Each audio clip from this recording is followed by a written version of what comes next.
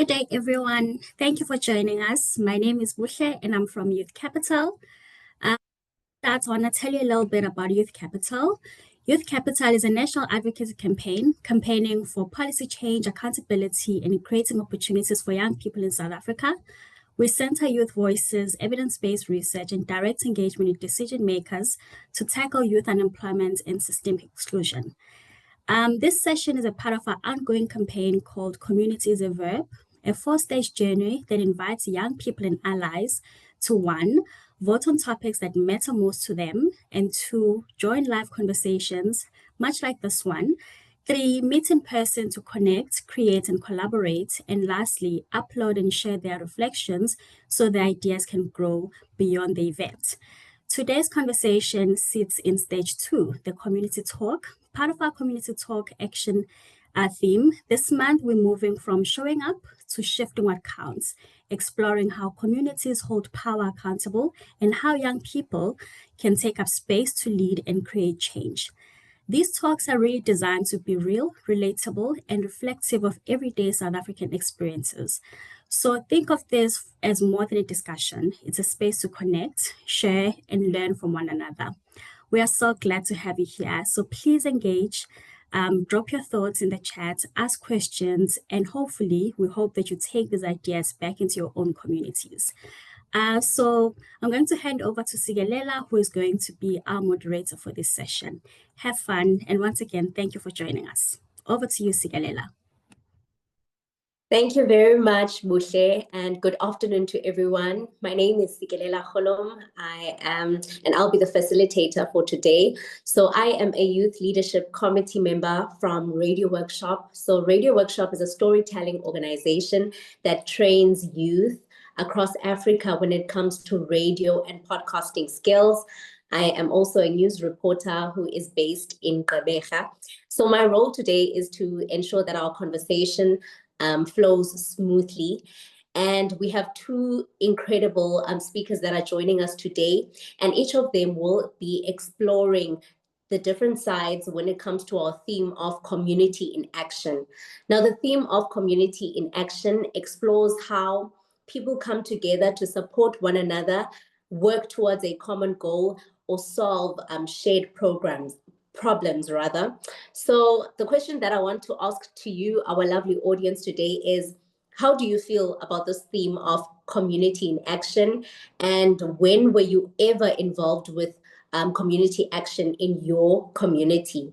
Now, remember that the conversation that Youth Capital is having right now does not only end here online, it continues. So if you would also love to host a community meetup in your area, a link to do so will be provided on LinkedIn. So please do check that out. All right, so let's get into it. So our first speaker is Siyabonga Goni. So Siyabonga Goni is a journalist at Daily Maverick, and he will be looking at receipts, please. So accountability isn't just about pointing fingers, it's about ownership, transparency, and integrity. So what Siyabonga will do is unpack what accountability looks like in our communities, as well as systems, and how we can each play a role in keeping promises and holding power to account. And my question to you, our lovely audience, is what do you want to know about accountability? So you can comment down below and let us know. Siyabonga, thank you so much for joining us, and over to you. Thank you very much, Sikelela. I really appreciate you guys having me, and hi to the audience, also people who are joining us today. So yeah, as Sikelela said, my name is Siyabonga Goni. I'm a journalist from the Daily Maverick. I cover education stories. So I've also been at Parliament, covering Parliament stories. I've also covered court and crime. So yeah, so yeah, that's me. So today, as Sikelela said, we're speaking about accountability.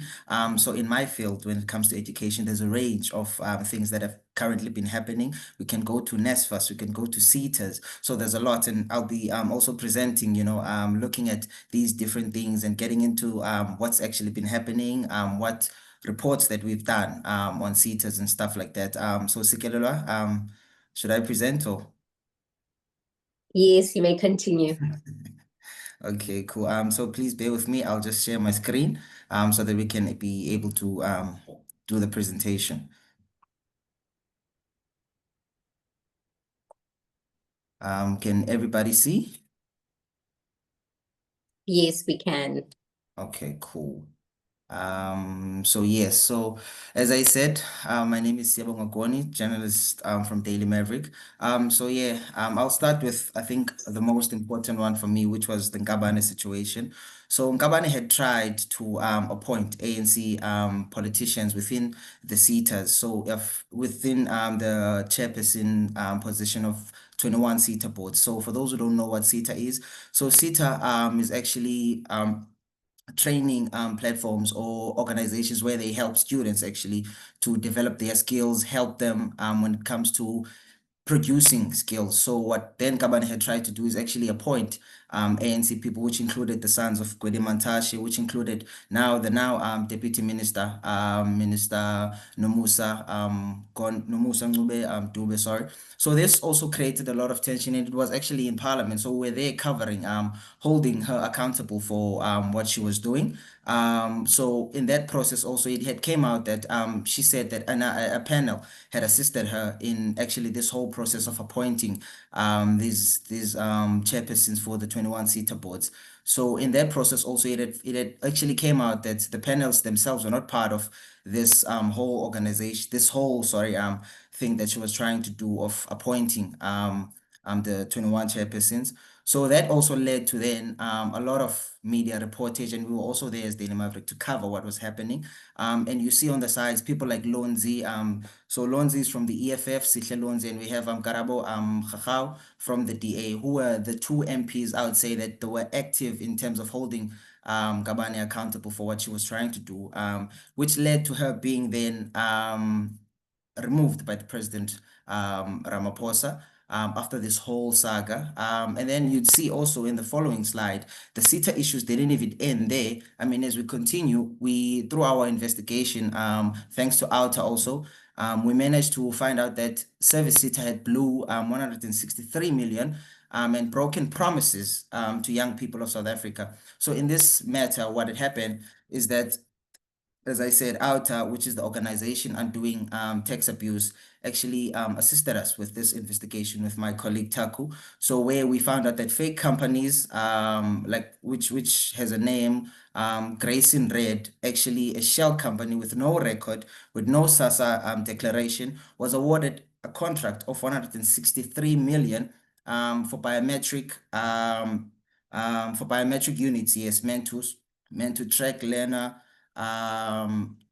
records, attendance, and manage stipends for learners. So we actually were able to expose this thanks to Alta, as I said, and we managed to hold sitters accountable. This also was in radios where they were having conversations about the situations of sitters, which also then, after the removal of Ngabane, came in Manamela, who was the new minister now. So what he did as soon as he came in, he placed sitters under administration so that there can be investigation done and restore the SETA so that they can function for their purpose, which is to train young people of South Africa. So with that also process of placing the SETAs under administration, there was also issues there. I mean, you see the two gentlemen in the middle photo, which is Zukile Mvalo and also Mr. Masoga.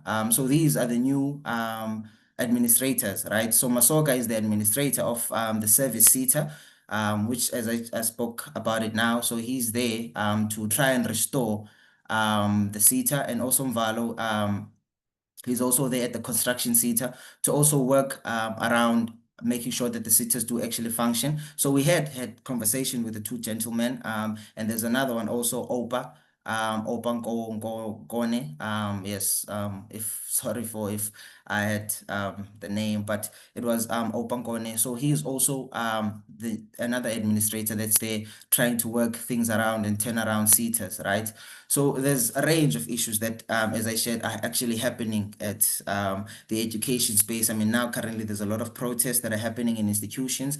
So, but to say nonetheless that it's as journalists we're there to sort of check what's going on, to sort of speak with these people, to investigate and to hold them accountable where needs be.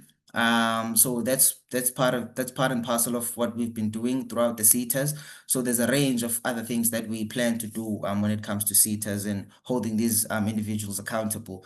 So moving on to another slide where we speak about now, I think this one was another major issue. So this one had involved the Minister of Department of Trade, Industry and Competition, Mr. Paul Tau Parks. So what he then tried to do as a minister was try to introduce new regulations under the National Credit Act of 2005 to allow institutions of higher learning or education institutions to report persons with credit, sorry, not credit, the credit status of individuals and also the financial positions of individuals.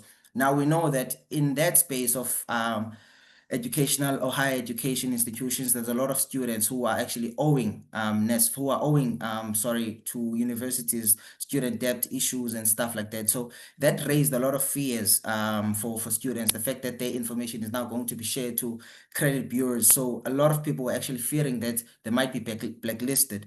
So we had to engage with students to find out how they're feeling, and for a lot of them actually rejected this from the minister.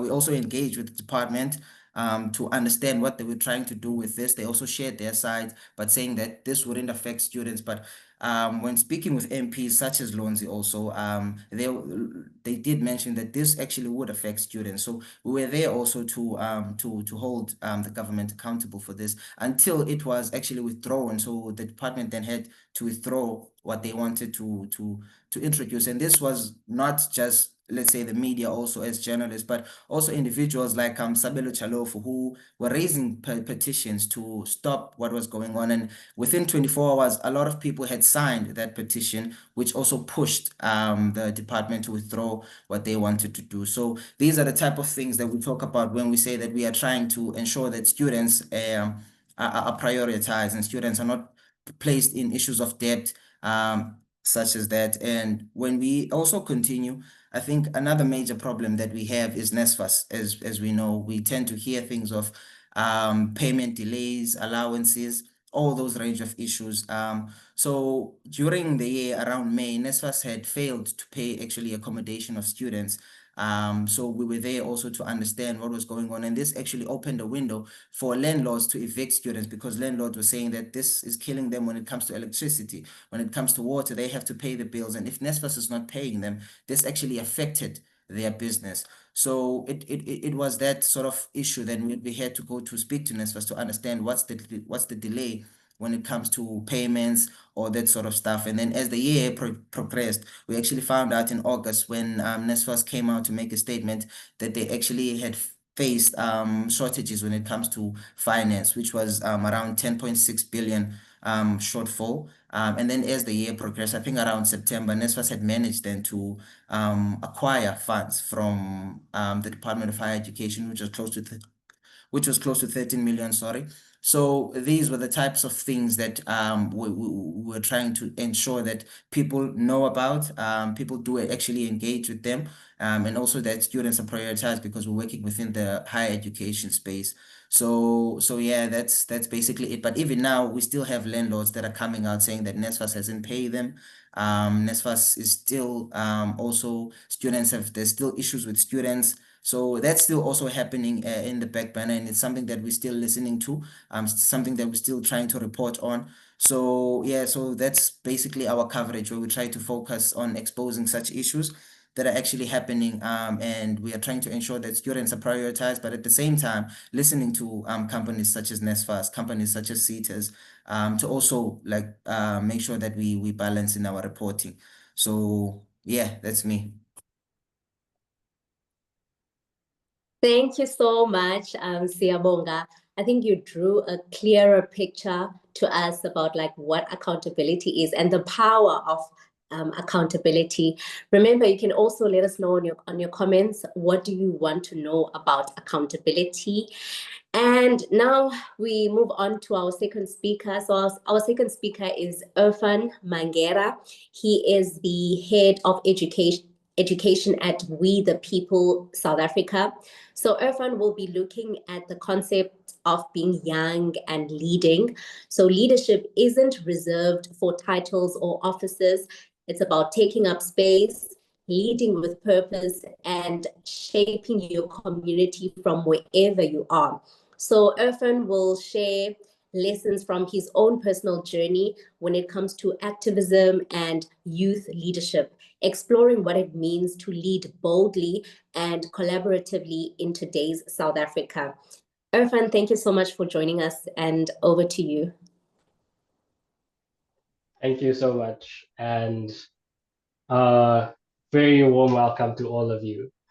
10 years ago, we shut down universities, not because we wanted chaos, but because silence had just become too expensive.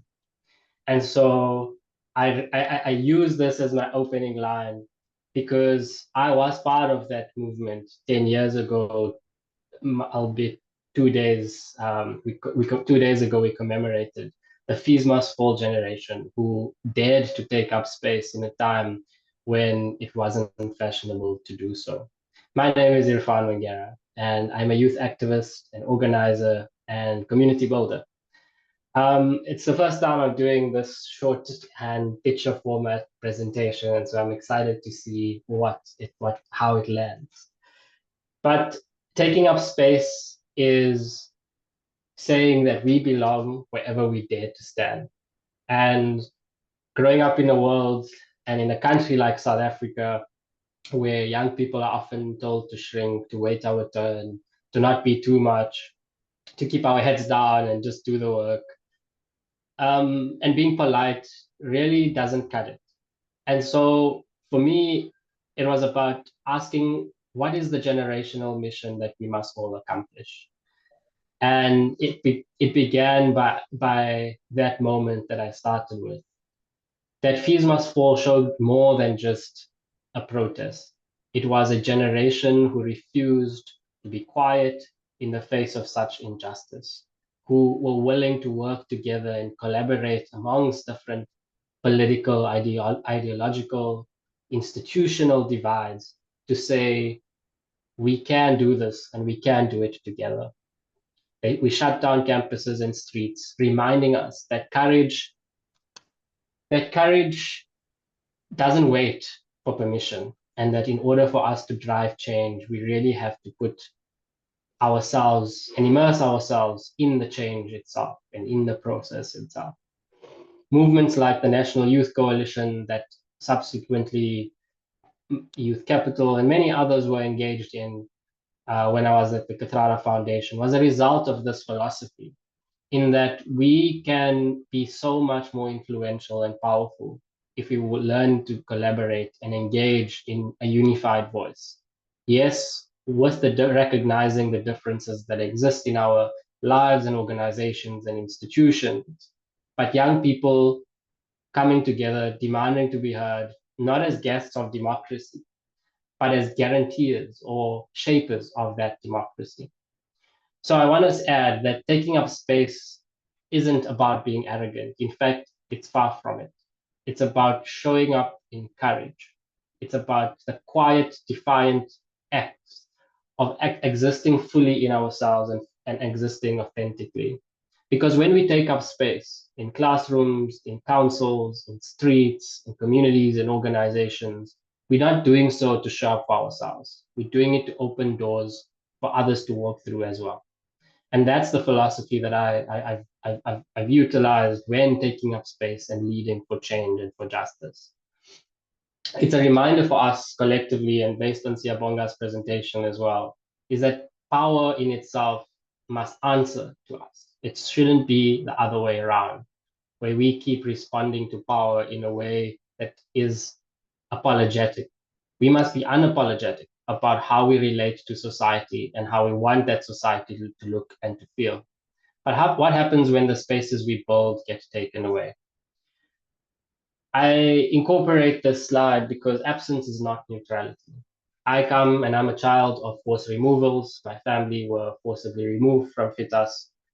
And so many of us know and understand of communities that have been uprooted, erased, displaced from land, from schools, from memory, from books and systems.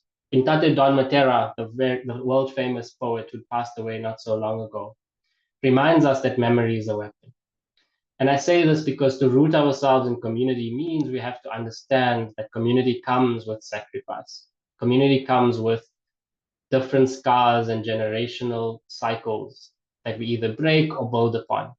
But it's that hard, painstaking work of recognizing those scars and doing the work to heal them. So we can't let silence become a form of removal, because silence in itself stops us from doing anything, stops us from working together, stops us from enabling change.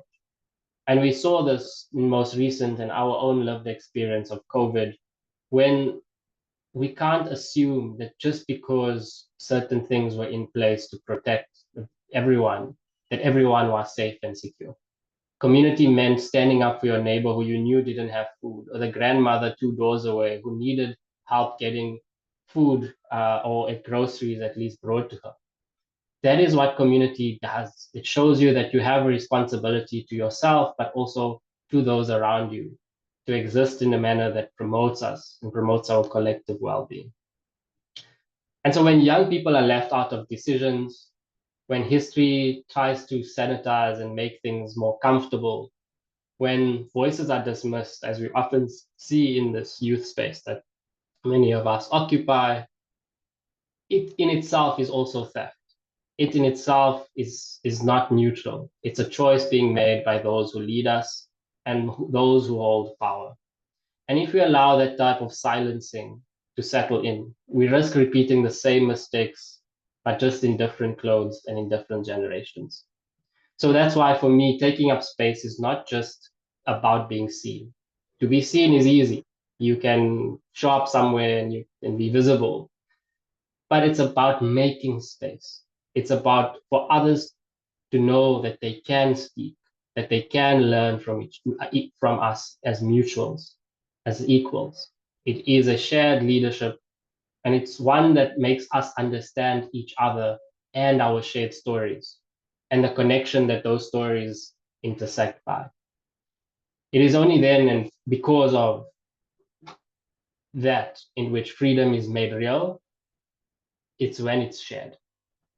And so that's where, for me, community becomes a verb. It's something we do, not something that we have. And community is really what we do together. It could be different things, but there's a thread that's golden between it that allows us to connect. So for me, in as much as for a lot of us, right, we consider community as a place, right, where we come from. I'm from this Kasi, or I'm from this town and this village. Yes, that is important and it's part of the story of community. But community as a verb is deeper. It is a practice, not simply a place. It is how we care for each other in emotion, utilizing different tools at our advantage to show up, not show off. Thereby creating a very important differential between the ego and the eco. Community is an ecosystem of different moving parts, of different people, ideas, sets of things, whereas the ego centers only individuals, and that's part of what changes when we adopt a community of practice. So at We the People South Africa, every weekend, as we teach young people about their rights, about the Constitution, and we go through the process of learning what does freedom mean? How do we imagine a different South Africa? We actually practice community in action, because that mode of teaching, of questioning, of holding space for one another, it is how we learn to check in with each other, especially in a time where others also have been checking out because of the nature of our struggles. It is the act of saying, we are in this together. And when we treat community as a verb, we stop waiting for a savior to come and solve our problems. We start leading with each other, building community that helps solve our immediate problems. But what does leading change that can't be ignored look like? Leading change is visible care. It is knowing that the most powerful leaders that I've actually ever met aren't the ones that demand attention. They earn it by how they care for each other, how they care for those in their space. They don't just lead rallies or scream and shout, but they're the ones who are consistent in the application of love. And for me, love is justice acted out in public. It's a quote that I have on a t-shirt because it really lends itself to what community looks like. To lead change that can't be ignored is not always being on stage. It's about just simply where you can create in your sphere of influence some change, you do so. Whether it's teaching someone about their rights or organizing a food drive or showing up at a community meeting when no one else does. That is the kind of sacrifice that is attached to the sense of community. And that for me is leadership. When care becomes visible, power begins to shift. And it reshifts and it shifts again as and when we either drop that type of understanding or responsibility or we take that up. So again, leadership isn't about who speaks the loudest. It's about those who listen deeply and act intentionally. And for me, that's the kind of leadership I think this country yearns for. It's the one thing that I've learned in this process so far. And to conclude, taking space means leading change through love in action. It's not about negating or ignoring somebody else. It's about recognizing that to share and to understand your struggle doesn't mean I'm earning anything, but it's because I believe truly that my dignity is bound up by yours. And if I choose to see you as a person over you as a problem that needs fixing. And that's the type of difficult work of what community actually bridges. This idea that the communal space and communal progress does override the individual progress. And not to say we shouldn't want to achieve a lot as an individual, but it's to say that they work hand in hand. So as I conclude, showing up is also accountability. And I know Siyabonga spoke of this, but it's not doing so in a way that is fear-driven. It's not doing so in a way that is that actually wants punishment for somebody, but it's about how collective accountability, collective healing and transformation is how we overcome that, so that we reckon with the fact that none of us are perfect as human beings, and we each have to work towards bettering ourselves each and every day. The daily work of democracy is building community, because democracy doesn't work when we as individuals assume it to be done by somebody else. And this is why my own journey through politics, whether it's the political party I'm affiliated with or the NGOs that I've worked in, each of those responsibilities came with degrees of care that said, as a generation, we must turn ideals into verbs, to act, to speak, to build, to care. We don't need permission to do that. We need conviction. And I think more of us as young people really need to build that conviction and confidence in ourselves to start where we are, to lead where we live, and to let our presence in itself be a political voice. And political in the sense that it doesn't have to be affiliated, but in itself reckons with the fact that our lives are intertwined in the lives of others. Umuntu nagamuntu nagabantu means that we must show up for each other and reckon with those facts, that our courage can be contagious. And once we light that fire, it can create a ripple effect for us to set this type of behavior and philosophy into motion. And with that, I'll end. Thank you so much. Thank you so much, Irfaan. Wow, I think for me, what stood out is like what you said about taking up space. Like I often hear people say that, but I forget that it's not just about you as an individual, what you do, but it's also like opening doors for other young people as well. So we also have a question for Siyabonga. So the question is, Siyabonga, you mentioned that the National Credit Act earlier and the role of student debt and credit institutions, where the department had said that students were not part of the amendment, but MPs then raised that student debt was concerned. what was your final findings, and what are some of the ways that young people can keep the finger on the pulse on these often unannounced changes or amendments? Thank you very much for that question. I think maybe I placed it in the wrong way, but the department had mentioned that this would not affect students somehow.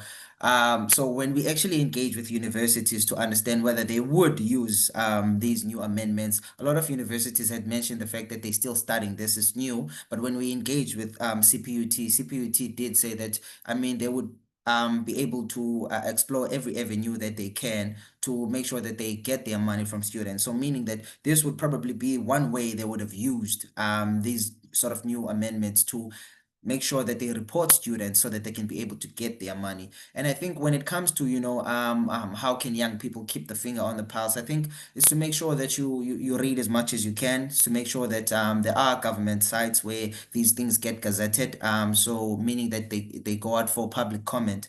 So making sure that you keep up with what's going on, reading different news platforms, because we're there to also look at everything that's happening and report on it. So making sure that you read as much as you can, whether it's in government, whether it's news, because the more you take in, the more you know. Thank you so much, Siyabonga. A reminder to our lovely audience, this is not just a one-way conversation. If you have any questions, concerns, or your own stories to share, you can comment down below. Now, back to you, Irfaan. A question that I want to ask is, where do you see young people taking the lead, and how can we make sure that leadership is more visible and supported? I think one, young people are already taking up space in communities, and I strongly disagree with what often our politicians say, that young people are apathetic. And I say this because you see young people starting NGOs and NPOs in communities, running sports teams and sports clubs, trying to organize within their communities to solve a problem, whether it's against hunger, like we're commemorating this week, where they start food gardens, or after school programs where they provide care for children. So young people are taking up space, but I think what we need to do more of is connect each other with each other. We often find that people say things are happening in a bubble, and I think let's burst that bubble. Let's start taking up more space in the realm of power, and that means to contest local elections, to become policy advocates at the highest level, so that we can see our lived experiences actually being taken forward in the halls of power, and solutions that come from it, from a governance level and from a political level. I also want to disclose that I'm not saying we must all become politicians. What I'm saying is we all have to actually own up to the reality that this country is not going to change unless we the ones who drive that change.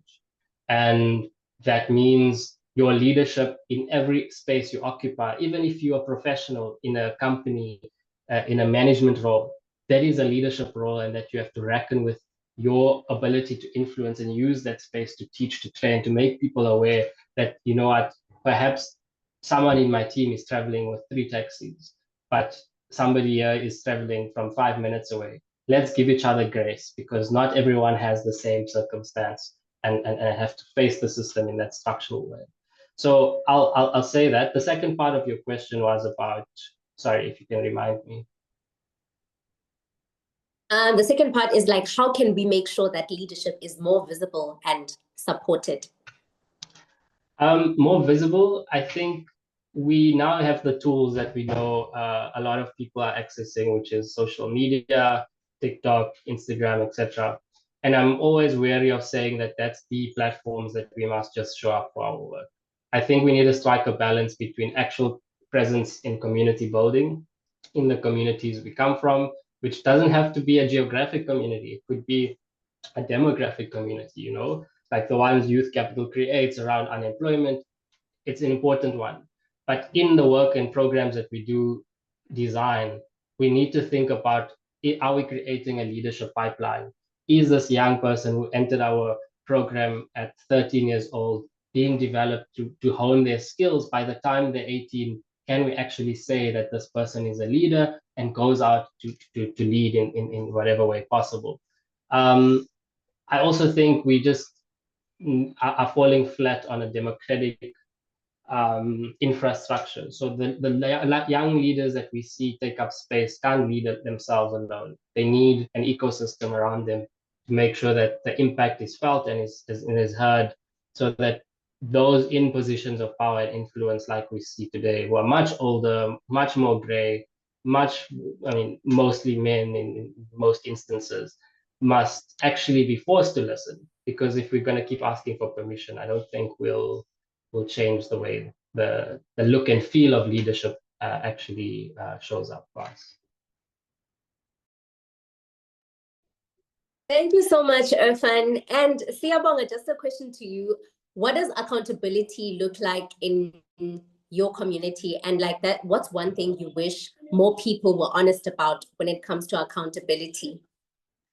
No, thank you very much again for that question. I think accountability looks like, let's say, for example, with the CETA issue, individuals who I believe are responsible for mismanaging money should be held accountable, should be in courts, should be maybe even in prisons, because that was money meant to assist students. So that's actually what accountability looks like. Accountability is change. When we see something wrong, it needs to be fixed. That's what secondly, I believe in.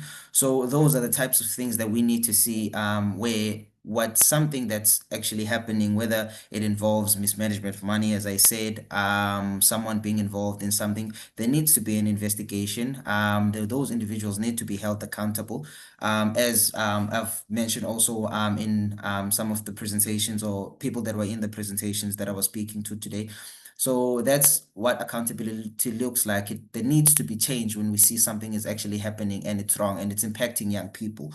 So I believe that's accountability. I perhaps missed the second question there.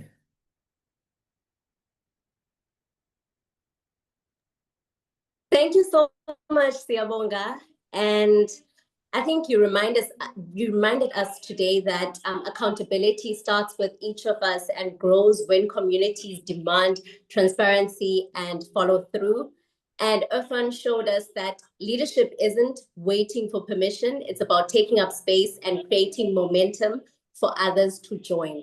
But before we close things off, I want to remind you that as part of the campaign of Community is a Verb, we invite you as the audience to reflect on today's discussion and think about what stood out for you.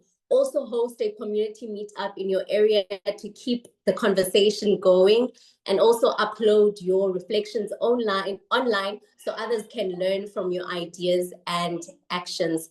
Thank you so much, Siyabonga and Irfaan, for joining us today, and thank you for everyone for being in the session with us. Thank you so much, and goodbye.